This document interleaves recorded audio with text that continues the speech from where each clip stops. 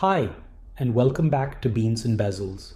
Recently, I've had the pleasure of featuring quite a few Ming watches on my channel, which really shouldn't come as a surprise given how much of a fan I am. Much of this has been made possible thanks to the kind folks at Ming who have allowed me to photograph, review, and spend time with their incredible timepieces. Watches like the 3702 Minimalist, 2901 Dubai Edition, and 3708 Starlight were all graciously lent to me, and I'm extremely grateful for the opportunity to dive into those pieces. More recently, I had the chance to experience the 3709 Bluefin alongside a truly special piece, the Special Projects Cave 2001 S3 in rose gold.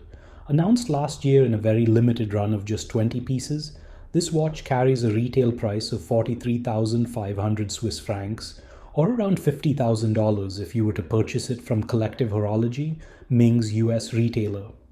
The 20 series is among my favorites, and I personally own the 2011 Mosaic, which I was fortunate enough to snag a little over 2 years ago.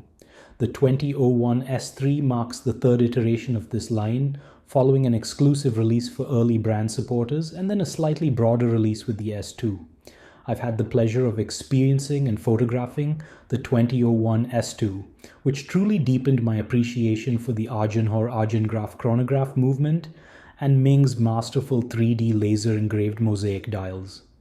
With this S3, Ming delivers their latest mosaic dial design, a stunning rose gold case, and a breathtaking Agenhor movement finished in rose gold, elevating the 20 series to the next level. Let's check it out. The 20S3 carries forward the signature 20 series case design, which I'm already quite familiar with from my own mosaic, and the 2001 S2 that I've previously reviewed. My measurements put the case at 41.5 millimeters in diameter, 45.5 millimeters lug to lug, and approximately 14.25 millimeters thick. Figures that might sound substantial, but thanks to Ming's thoughtful case architecture, the watch wears much slimmer than expected. Unlike the titanium construction of the Mosaic and S2, the S3 features an 18-karat 5N rose gold outer structure with a grade 5 titanium inner case, striking a balance between luxury and durability. Ming's 20 series case is particularly complex, made up of 34 individual parts, each showcasing a range of finishing techniques that highlight the brand's meticulous attention to detail. My favorite design element remains the hollowed-out mid-case and sculpted lugs, which do a fantastic job of reducing the visual bulk that a 14.25mm thickness could otherwise bring. The sapphire crystals, a slightly curved one on top and a flat one at the case back, both feature generous anti-reflective coatings, ensuring excellent clarity. The chronograph is operated via pushers positioned at the top left and top right, while the 5.4mm push-pull crown at 4 o'clock is easy to grip and operate. As with all Ming watches, the 22mm lugs only support curved spring bars, which adds to the integrated look. Finally, with a 50-meter water resistance rating, the S3 offers enough protection for everyday use, more than reasonable given its nature as a refined and highly technical chronograph. Overall, the execution of the case design and finishing is top tier, solidifying my belief that Ming makes some of the most visually striking and well-designed cases in independent watchmaking. The dial of the S3 is undoubtedly the star of the show, taking all the signature Ming design elements, transparency, shadows, lume, and three-dimensionality, and cranking them up to beyond sensible levels. Unlike many Ming creations that lean toward minimalism and restraint, this watch embraces visual density and complexity, creating a dial that is endlessly fascinating. It's the kind of watch where you'll likely keep discovering new details even years into ownership. Beneath the curved sapphire crystal, you'll find a pulsometer scale, a circular track for minutes or seconds, and a more conventional hour marker ring. While the design is spectacular, I have to admit that legibility is a challenge, especially when trying to read the exact second or minute, which is difficult for my aging eyes. But that's mostly because of what lies beneath. An insanely intricate dial made from 1.3mm thick borosilicate glass featuring 600 asymmetric cavities, each hand-filled with X1 Super Luminova. The effect is breathtaking.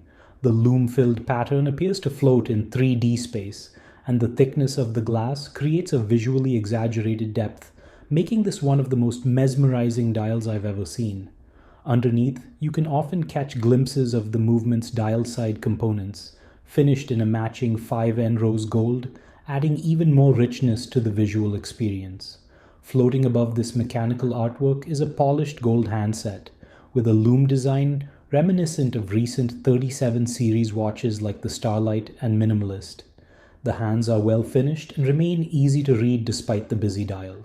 The chronograph hands, in contrast, are thermally blued, with the minute hand skeletonized and the seconds hand featuring a curved tip that mirrors the crystal shape. The overall effect is nothing short of magical. As expected from any Ming watch, the dial shifts dramatically depending on lighting, giving the watch multiple personalities throughout the day. Legibility of the chronograph track suffers at certain angles, but let's be honest, this watch isn't about practicality. It's a statement piece, a flex, a work of horological art, and with a gold case, an absolutely insane dial, and a $50,000 price tag, Ming makes it clear that this is meant to be an experience for a select few and not just a time measuring tool for the masses. The lume on the S3 is nothing short of mesmerizing, and as someone who's completely obsessed with lume, I can confidently say this is one of the most jaw-dropping lume shows I've ever seen.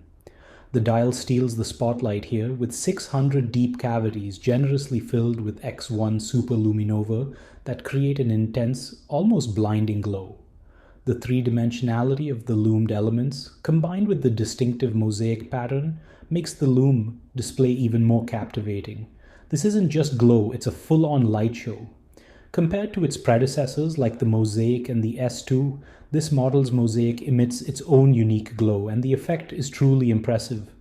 The hour markers and pulsometer markings on the crystal are also lumed, though the pulsometer scale fades rather quickly.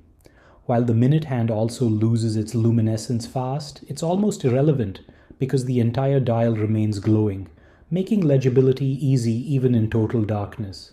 The hour hand holds a decent charge, but honestly, you'll never have trouble reading the time with the stark contrast between the dark hands and the well-lit dial.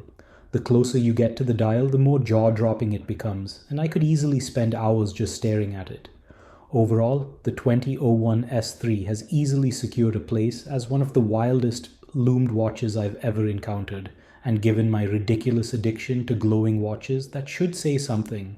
After comparing it to my 1709-2011 Mosaic and 3709 Bluefin prototype, it seems that the Mosaic still does a great job and puts up a good fight. But the S3, given enough time, will likely remain the brightest, most captivating of the bunch. The movement inside the S3 is something truly special, and I want to take a moment to talk about why I find it to be one of the most impressive modern chronograph designs. Before diving in, I should mention that my understanding of the Agenhor has been shaped by excellent articles from Ian Skellern at Quill and Pad, Jack Foster at the 1916 Company, and various technical documents and reviews from Agenhor and brands that use this movement, like Fabergé, Singer, and Moser. Designed by Jean-Marc Wiederrecht, the Agenhor was built from the ground up, unlike many high-end chronograph movements today that are largely refinements of classic architectures from Lume, Valjoux, and others.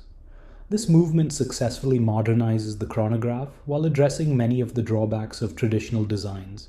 One of its defining features is its central chronograph display, where the elapsed time hands for minutes and seconds are positioned concentrically on the dial, allowing for immediate intuitive legibility without the clutter of multiple subdials. While other brands like Zinn, Damasco, and Harbring have attempted central chronographs based on Valjoux or ETA movements, often inspired by the Lume 5100. The Agenhor does it in a way that feels truly innovative. At its core, it uses a column wheel for precise function control, but replaces conventional clutch systems with the Agen clutch, a lateral friction clutch with no teeth, ensuring ultra-smooth engagement with no startup jitter or amplitude drop.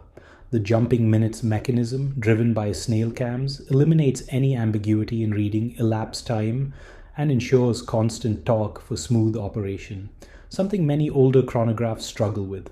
Additionally, instead of the abrupt hammer-driven reset found in traditional chronographs, the Agenhor employs a break-release reset, where a spring gently rewinds the chronograph hands back to zero, preventing the jarring snapback that can stress components over time. The movement architecture itself is also unconventional. Rather than the traditional layered chronograph layout, it features an annular main movement with a hollow center, where the chronograph mechanism is stacked, a design that usually includes a dial-side rotor, though Ming opted for a manually wound variant for the 20.01 S3. Over the years, my appreciation for chronograph movements has only grown. They embody everything I love about watchmaking, from intricate mechanical design to clever engineering solutions. Many modern chronographs feel uninspired in comparison to the highly architectural designs of the past, but the Agenhor manages to be both modern and robust while maintaining the sculptural elegance of vintage calibers. If I ever have the chance to add one of these to my collection, I wouldn't hesitate. Having worn my 20 series mosaic for over 2 years now, the 2001 S3 feels instantly familiar and comfortable on the wrist. One of the standout qualities of this watch is how surprisingly lightweight it is, especially considering it's made of rose gold. The generous use of sapphire, glass, and titanium makes this watch feel much lighter than any other rose gold piece I've worn, which was a pleasant surprise. The proportions are well balanced for my 6.75-inch wrist, with the 41.5mm case diameter sitting perfectly. The 14.2mm thickness might seem hefty on paper, but the rounded crystal and cleverly sculpted mid-case, with its hollowed design, make it wear much slimmer than you'd expect. It sits comfortably, and I don't feel any of the usual bulkiness that might come with a watch of this size. The watch comes on a lovely anthracite goat leather strap from Jean Rousseau, which has a texture and color that complement the watch beautifully. It's one of the better Jean Rousseau straps I've owned, offering a great feel and a touch of luxury to complete the overall wearing experience. To wrap this up, I'll say that the Ming 2001 S3 is undeniably a niche watch, with a retail price nearing $50,000 and a limited batch of just 20 pieces, making it clear that this timepiece is not designed for mass appeal. Instead, it speaks to a very specific type of buyer, one who can truly appreciate the technical marvel that is the Agenhor Chronograph, has an eye for modern watch design, and is drawn to the creative use of materials and shiny objects. While it's no secret that for around $50,000, you could purchase a pre-owned Patek, Vacheron, or perhaps even an A. Lange & Söhne chronograph, each making a compelling case in its own right. This watch is for someone who has already explored the classics and now seeks something with a contemporary, forward-thinking approach to both design and engineering. If I were in the fortunate position to desire a hot horology piece from a brand that isn't bogged down by tradition and inertia, this is my nice way of not calling the above 3 brands lazy and complacent. A modern independent chronograph like this one would be exactly what I would gravitate towards. Ming has carved out its place in the industry by offering something that few others can, and that's precisely why its popularity continues to grow. As always, thank you very much for watching, and please subscribe to this channel if you enjoy the content.